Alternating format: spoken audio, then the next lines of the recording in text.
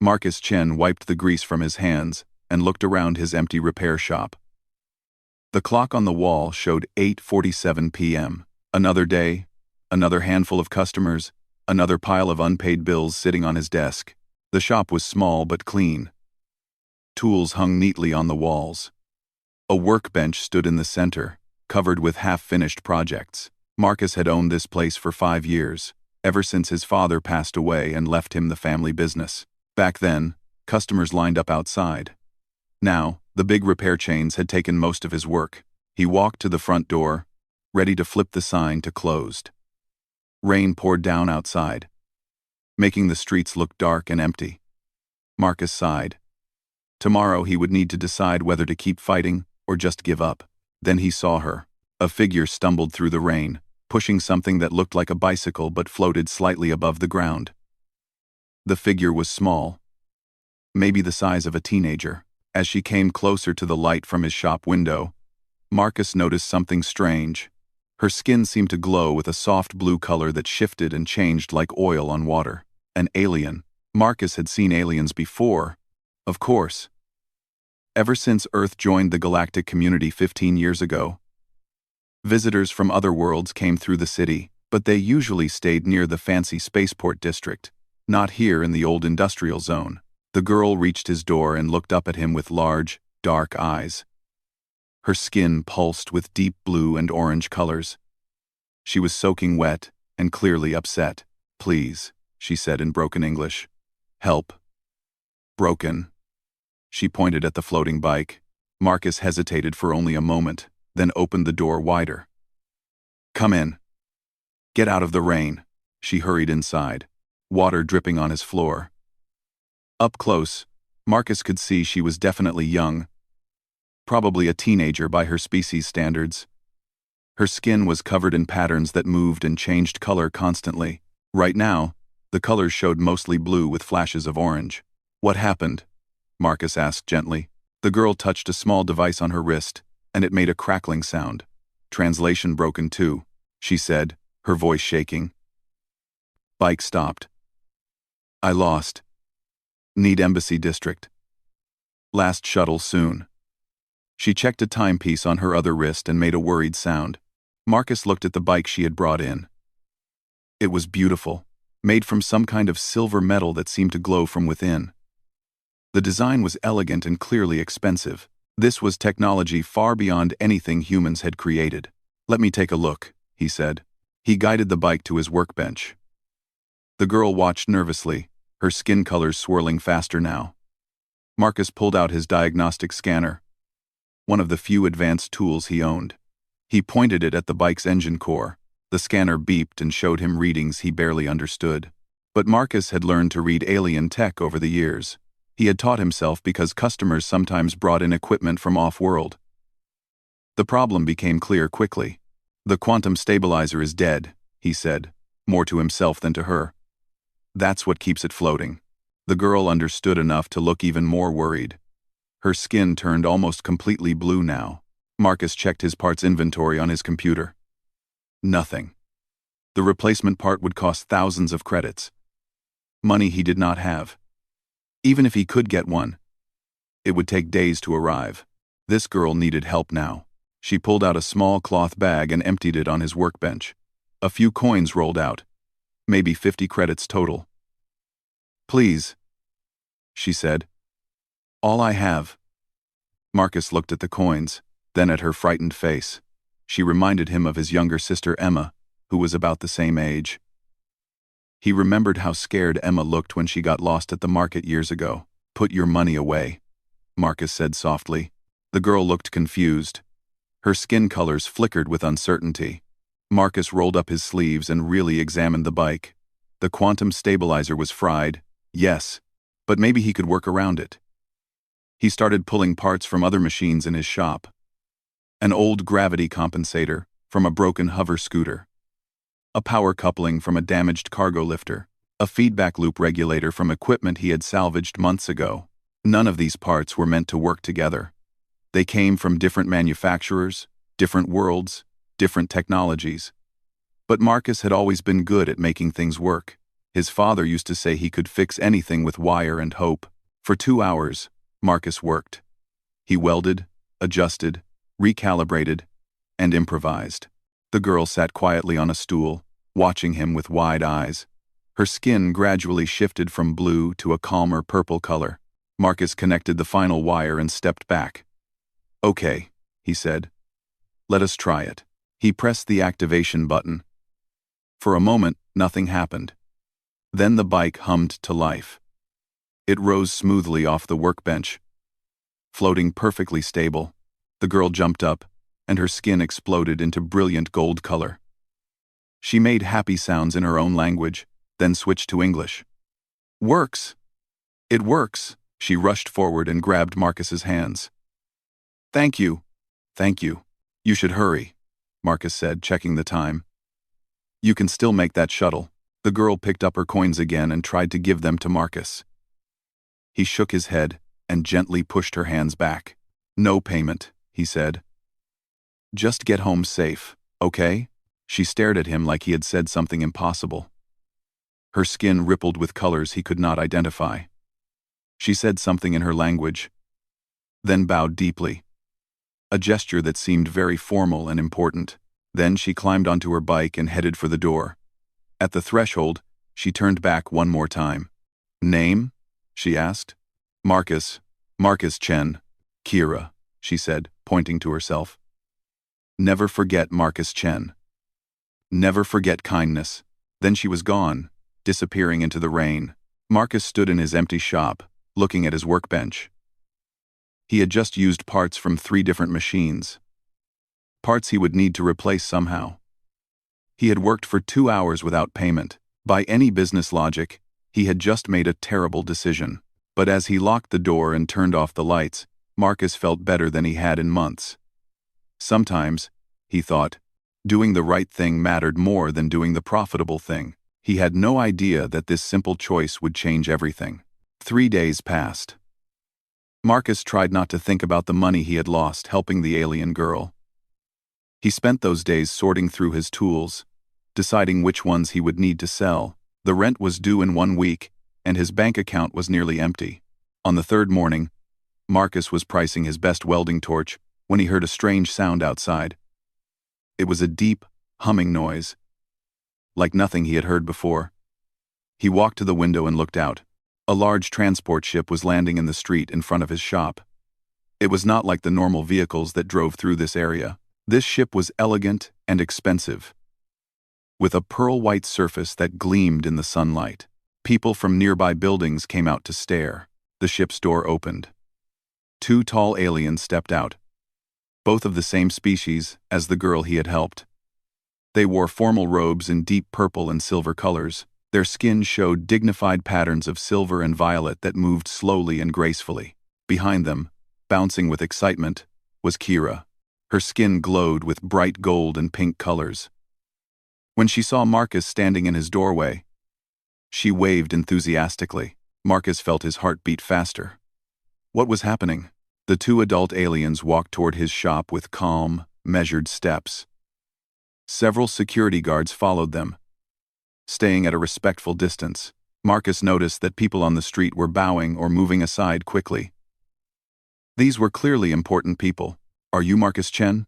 the female alien asked. Her English was perfect, with barely any accent. "Yes," Marcus said, his mouth suddenly dry. "That's me. I am Ambassador Thelsara of the Valasian diplomatic delegation," she said. "This is my husband, Counselor Renvek. And I believe you have already met our daughter, Kira." Marcus felt the blood drain from his face. Daughter? He had helped the daughter of an ambassador? "Please," the ambassador continued. "May we come inside?" "Of course, yes, please," Marcus stammered, stepping aside. The ambassador and counselor entered his small shop. Their security team remained outside. Kira rushed in last, still glowing with happy colors. "Mr. Chen," the ambassador said, 3 days ago, my daughter left our residence without permission or security escort. She wanted to explore your city on her own. When her transport bike malfunctioned, she became lost and frightened. She had no way to contact us because her translation device also failed." Marcus listened, feeling more nervous by the second. When Kira finally returned home safely, the ambassador continued. She told us about a human mechanic who repaired her expensive bike using old parts and simple tools. A mechanic who refused payment, who helped a lost child simply because it was the right thing to do. The counselor stepped forward. His skin patterns showed a warm orange color. In Malaysian culture, there is a sacred tradition. When someone helps a stranger's child without expecting reward, it creates a debt of honor that must be properly acknowledged. It was nothing really, Marcus said quickly. Just a simple repair. Anyone would have done the same, but they did not. The ambassador said gently. Kira passed 7 other repair shops before finding yours. 4 were closed. 3 turned her away when they saw how young she was and how little money she carried. Marcus felt sadness at hearing this, but said nothing. The counselor walked over to Kira's bike, which the girl had brought in. He examined it carefully, then touched his wrist device. A holographic display appeared in the air, showing technical diagrams. "This is very interesting," he said. "Our head engineer analyzed the repairs you made. Would you like to know what he discovered?" Marcus nodded, confused. "You created 3 completely new engineering solutions," the counselor said. "You combined technologies from different worlds in ways that should not work according to standard theory. Yet they do work, and work well. Our engineer says your improvised stabilizer is actually more efficient than the original Malaysian design." Marcus stared. "I just used what I had available. Basic mechanics." "Really? That is precisely the point," the ambassador said, her skin showing impressed silver-white patterns. "You solved an advanced problem using simple thinking and creative resourcefulness. These are rare qualities, Mr. Chen." The ambassador walked slowly around the shop, looking at his tools and equipment. "We have a proposal for you. Our diplomatic delegation maintains a fleet of transport vehicles and equipment. We need a personal engineer, someone who can think creatively and solve problems in unexpected ways. Someone we can trust." She turned to face Marcus directly. "We would like to offer you a position as our chief technical consultant. The job includes living quarters in the embassy district, a salary of 50,000 credits per year, and access to the finest tools and equipment from across the galaxy." Marcus felt dizzy. 50,000 credits? That was more than he made in 5 years at his current shop. "There is one condition," the counselor added. "You must agree to a 1-year contract. During this time, you will travel with our delegation to 3 different worlds, including our home planet, Malaysia Prime. You will maintain our equipment and help us navigate technical challenges we may encounter." Marcus could not find words. This was impossible. Things like this did not happen to people like him. Kira stepped forward, her skin showing hopeful gold colors. "Please say yes, Marcus Chen. You saved me. Now let us help you." The ambassador smiled. "We understand this is a significant decision. You would be leaving behind everything familiar, but I promise you, this opportunity could change your life in ways you cannot yet imagine." Marcus looked around his failing shop. The tools he was about to sell, the bills he could not pay, the business that was dying slowly despite all his hard work. Then he looked at Kira's hopeful face, at the ambassador's kind expression, at the counselor's respectful stance. "Can I have 1 night to think about it?" Marcus asked. "Of course," the ambassador said. "Take the time you need. We will return tomorrow at this same time for your answer." They turned to leave. At the door, Kira looked back at Marcus. "I know you will choose right path," she said in her careful English. "You have brave heart." After they left, Marcus sat down on his workbench stool. His hands were shaking. He looked at the welding torch he had been pricing to sell, then at the business card the ambassador had left on his counter. Outside, the beautiful transport ship lifted into the sky and disappeared. Marcus sat in his quiet shop for a long time, thinking about roads not taken, chances not grabbed, and what it meant to be truly brave. By evening, he knew his answer. 2 weeks later, Marcus stood in his new quarters at the Malaysian embassy compound. The room was larger than his entire old shop, windows stretched from floor to ceiling, showing a view of the city he had never seen before. Everything was clean, modern, and almost too nice to touch. He had said yes to the ambassador's offer. How could he not? The chance was too good to refuse. But now, standing in this beautiful space, Marcus felt very small and very lost. A chime sounded at his door. Kira bounced in without waiting, her skin bright with excited yellow patterns. "Good morning, Marcus Chen. Ready for first day of work?" Marcus smiled despite his nervousness. "As ready as I will ever be.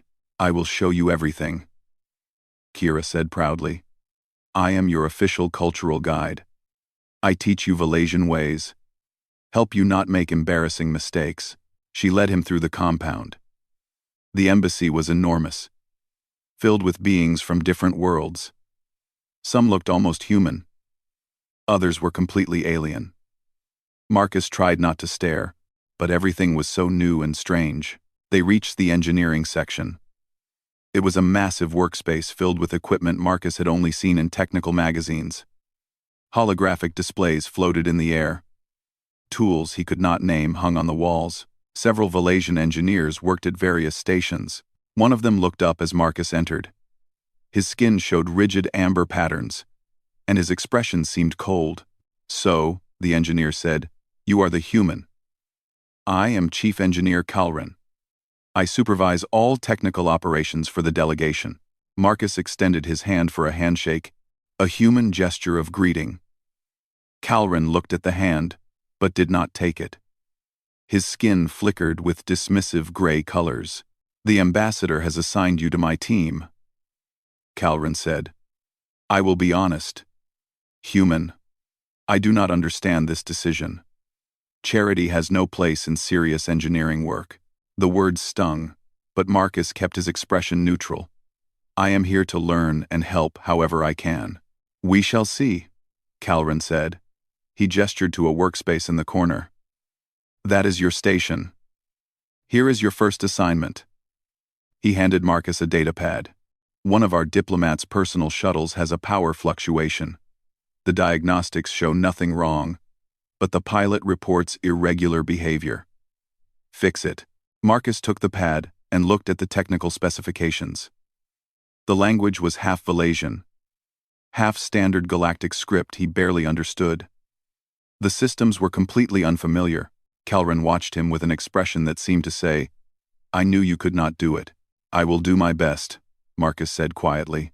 He spent the morning studying the shuttle. The other engineers ignored him, working on their own projects. Marcus felt their doubt like a weight on his shoulders. He understood their skepticism. What was he compared to them? Just a human from a failing repair shop. But Marcus had learned one important thing in his years as a mechanic. Every machine spoke its own language. You just had to learn to listen. He sat in the pilot's seat and activated the shuttle. The engines hummed to life. Marcus closed his eyes and listened, the way his father had taught him years ago. Advanced diagnostics could show you numbers and graphs, but sometimes your ears could tell you things no computer could detect. There, a tiny irregularity in the hum. A rhythm that was almost right but not quite. Marcus had heard this kind of sound before. In old Earth motorcycles with cracked engine housings. He crawled under the shuttle with a handheld scanner, listening to the engine while checking for microscopic fractures. After an hour, he found it, a hairline crack in a power coupling housing, so small that regular diagnostics missed it. The crack caused intermittent power fluctuations that only appeared under certain conditions. Marcus brought his findings to Calren. The chief engineer looked at the scan results with surprise that he quickly hid. "A crack this small should not cause the reported problems," Calren said. "On Earth, we have machines that work similarly," Marcus explained. "Small cracks create vibrations that spread through connected systems. The problem seems small, but the effects are bigger." Calren ran his own scan to verify. His skin flickered with reluctant orange acknowledgement. "You are correct. How did you find this when our advanced diagnostics did not?" "I listened," Marcus said simply. Over the next days, Calren gave Marcus more assignments, each one seemingly impossible. A water recycling system that stopped working for no clear reason. a temperature regulator that failed randomly, an anti-gravity platform with unstable output. Each time, Marcus approached the problem differently than the Valasian engineers expected. When the water recycling system failed, he used simple earth plumbing principles to create a temporary bypass that kept water flowing while the main system was repaired. When the temperature regulator acted up, he noticed it failed only when certain other systems were active, suggesting an electrical interference problem the advanced diagnostics had missed. Slowly, grudgingly, the other engineers began to pay attention. They started asking Marcus questions about his methods. Why did he listen to engines? Why did he check for simple problems before looking at complex ones? Why did he use old-fashioned tools alongside advanced scanners? Sometimes, Marcus explained, the simplest answer is the right one. My father used to say, do not look for complicated problems until you have ruled out the simple ones. Only Calren remained cold and distant. Each success seemed to frustrate him more rather than less. After 3 weeks, the delegation prepared for their first journey. They would travel to Meridian Station, a massive trading hub in orbit around a distant gas giant. Ambassador Thelsara called a meeting to brief everyone on the mission. Marcus sat in the briefing room, surrounded by diplomats and staff members. The ambassador explained they would spend 2 weeks at Meridian Station, meeting with representatives from over 30 different species. Trade agreements would be discussed, cultural exchanges would be arranged. It was important work. Mr. Chen, the ambassador said, you will be responsible for maintaining our transport fleet during our stay. Meridian Station's environment can be harsh on certain technologies. We will need your creative problem-solving skills. Marcus nodded, feeling the weight of responsibility. He noticed Calren's amber skin patterns growing darker, a sign of displeasure. The next day, they departed. Marcus watched through the ship's windows as Earth grew smaller and smaller, then disappeared entirely. He was leaving his home planet for the first time, traveling to a place he had only seen in pictures. Kira found him at the observation window, her skin showing gentle blue-green colors of calm friendship. Scared? She asked. A little, Marcus admitted. I was scared too when I first left Valasia Prime, Kira said. But I learned something important. Being scared means you are doing something new. Something that matters. She pointed out the window at the stars. Somewhere out there is Meridian Station. You will see things you never imagined. You will meet beings from worlds you never heard of. And they will meet you and learn that humans are special too. What if I fail? Marcus asked quietly. Kira's skin flashed with confident gold. You will not fail. You know why? Because you see different. Valasian engineers are very smart. But they all learn same way. They think same way. You think different. That is not weakness, Marcus Chen. That is your greatest strength. Marcus looked out at the infinite stars and thought about her words. Maybe she was right. Maybe being different was not something to apologize for. He would find out soon enough. Meridian Station was beyond anything Marcus had ever imagined. The massive structure orbited a swirling gas giant, its metal corridors stretching for miles in every direction. Thousands of beings from hundreds of worlds walked through its passages. Marcus saw creatures with 6 legs, others that floated in the air, and some that looked like living crystals. The Valasian delegation settled into their assigned quarters. Ambassador Thelsara had important meetings scheduled with the Sector Council, a governing body that made decisions affecting dozens of star systems. These trade negotiations could bring significant benefits to Valasia and its allies, including Earth. Marcus spent his first days maintaining the delegation's vehicles and equipment. The station's unique environment created unexpected problems. Metal corroded faster here. Energy systems behaved strangely. But Marcus adapted, using both advanced Valasian tools and simple Earth engineering principles. On the 4th day, everything changed. Marcus was working in the delegation's garage when alarms began blaring throughout the station. Emergency lights flashed red. A voice spoke in multiple languages over the station's communication system. Critical system failure. All personnel remain calm. Emergency protocols activated. Kira rushed into the garage, her skin pulsing with frightened orange and red colors. Marcus. Something terrible happened.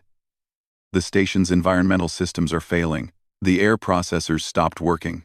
Marcus felt his stomach drop. How long until the air runs out? Station engineers say maybe 4 hours, Kira said, her voice shaking. The sector council is meeting in the central chamber. Thousands of people are there, including my parents. That section will lose air first. Marcus grabbed his toolkit and ran toward the engineering section. When he arrived, he found chaos.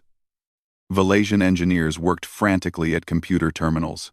Chief Engineer Calran stood in the center, his skin showing stressed purple and gray patterns. "What can I do to help?" Marcus asked. Calran barely looked at him. "Nothing. This is beyond your skill level, human.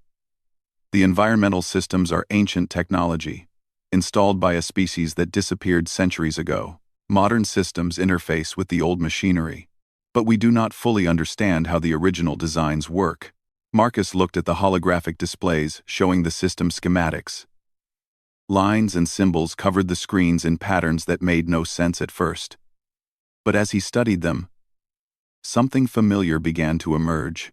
"Can I see the mechanical layout?" Marcus asked. "Not the computer interface, but the actual physical systems." Calran gestured impatiently at a terminal. "Access what you need, but do not interfere with our work." Marcus pulled up the physical schematics. His eyes widened. The system looked incredibly complex at first, but underneath all the alien symbols and advanced additions, he recognized something. The basic design reminded him of Earth's early industrial machinery.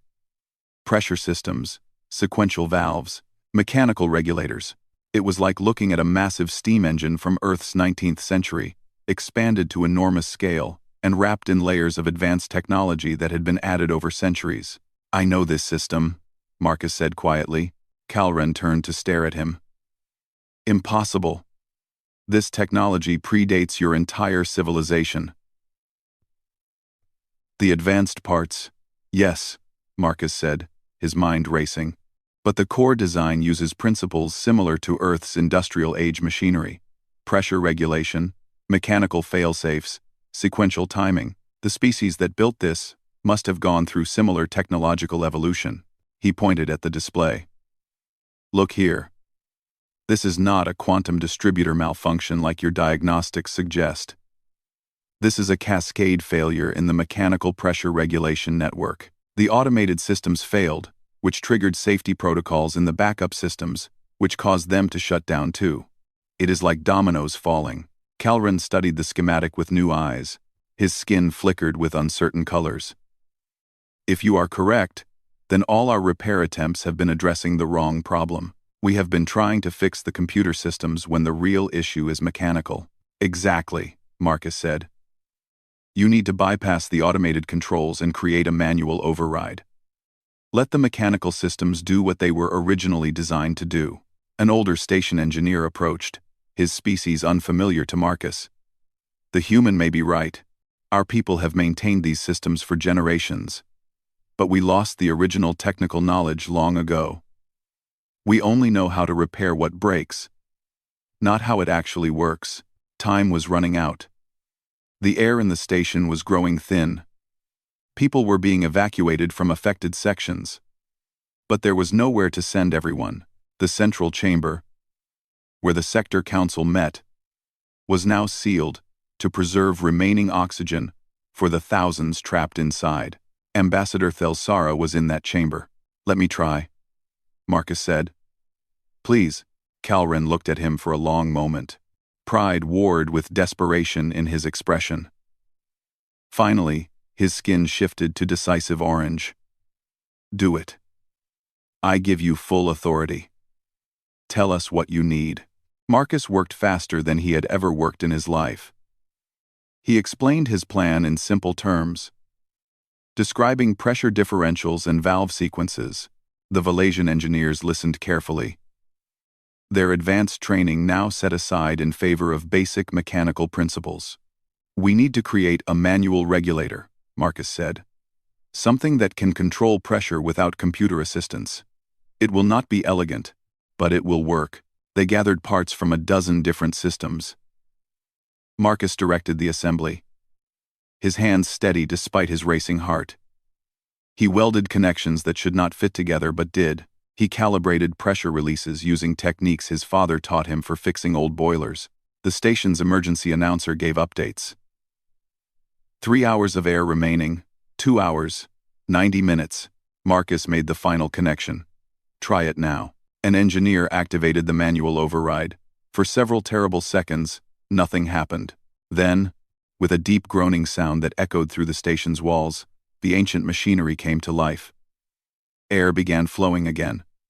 Pressure gauges climbed slowly but steadily toward normal levels. The central chamber received fresh air first. Then, the overflow spread to other sections. Within minutes, the crisis passed. Marcus sat down heavily, his legs shaking. He had done it. They had done it. Calren approached him slowly. The chief engineer's skin showed colors Marcus had never seen before. A mixture of humility and respect in violet and white patterns. He performed a gesture that looked very formal, touching his forehead and then extending both hands toward Marcus. "I have been a fool," Calren said quietly. "I judged your worth by your origins, not by your abilities. You possess the mind of a true engineer, perhaps greater than my own. Because you see what I cannot see, I ask your forgiveness for my behavior."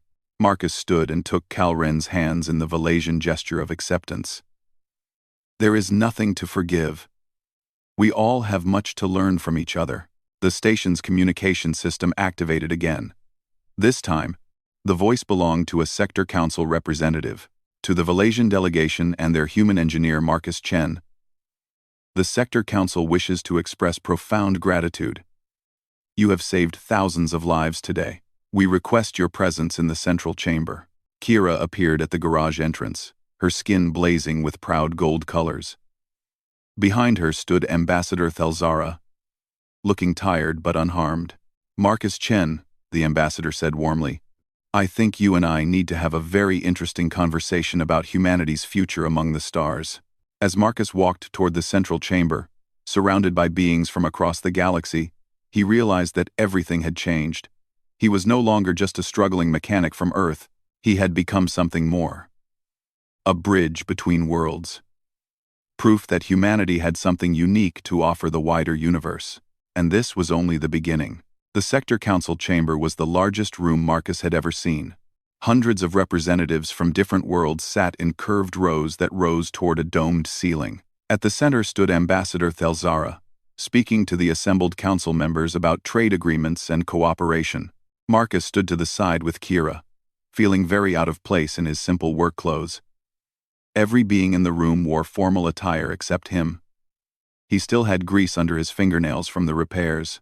"Do not worry," Kira whispered, her skin showing reassuring green colors. "You saved them all. They do not care about dirty hands." The ambassador finished her presentation. Then the council chair, a tall being with silver skin and 3 eyes, stood to speak. "Before we conclude today's session, the council wishes to acknowledge an extraordinary act of service. Marcus Chen of Earth, please step forward." Marcus felt his face grow hot as thousands of eyes turned toward him. Kira gave him an encouraging push. He walked to the center of the chamber, his footsteps echoing in the vast space. "You solved a problem that our best engineers could not," the council chair said. "You brought a unique perspective that saved lives and prevented catastrophe. The council wishes to know more about you and your people. Clearly, humanity has much to offer our galactic community." The next hour passed in a blur. Council members asked Marcus questions about Earth, about human engineering, about his background. He answered honestly, explaining that he was just a simple mechanic, not a scientist or scholar. But they seemed even more impressed by this, that an ordinary human could accomplish such things. After the meeting ended, Marcus was overwhelmed by offers. A prestigious research station wanted him as their chief mechanical consultant. A Valasian technical university offered him a teaching position. A multi-species exploration team invited him to join their mission to study ancient technologies across the galaxy. Each offer represented security, success, and opportunities beyond his wildest dreams. Just months ago, he was pricing his tools to pay rent. Now, the galaxy itself seemed to be opening doors for him. But that night, alone in his quarters, Marcus felt uncertain. He stood at the window, looking out at the swirling gas giant below. Kira found him there, her skin showing concerned blue-green patterns. "You should be happy," she said. "Everyone wants Marcus Chen now. You are famous." "I know," Marcus said, "and I am grateful. But Kira, all these offers want me to be something I am not. A researcher, a teacher, an explorer. What if I just want to be a mechanic?" Kira tilted her head, a gesture of curiosity. "What do you want, Marcus Chen? Not what you think you should want. What does your heart say?" Marcus thought about his old shop. The satisfaction of fixing broken things, the connection with customers who needed help, the simple pleasure of solving practical problems with his own two hands. "I want to go home," he said quietly. "But I do not want to go back to struggling and failing. I want to build something new. Something that brings worlds together, but keeps me true to who I am." Kira's skin glowed with thoughtful purple patterns. "Then tell my mother your idea. She listens to honest hearts." The next morning, Marcus requested a private meeting with Ambassador Thelsara. She received him in her office, a beautiful space with windows showing the stars. "Ambassador, I have been thinking about your original offer," Marcus began. "The year-long contract to serve as your engineer. I want to finish that commitment. But after that, I would like to propose something different." "I am listening," she said, her skin showing interested silver patterns. "What if we created an Earth-Valasian technical exchange?" Marcus explained. "I would return to Earth and open a new repair shop, but one that serves both human and alien clients. Valasian engineers could apprentice with me to learn human mechanical thinking and problem-solving methods. At the same time, I would train human mechanics in alien technology. It would be educational, diplomatic, and practical." The ambassador's skin rippled with pleased gold colors. "A bridge between our peoples through shared work and learning.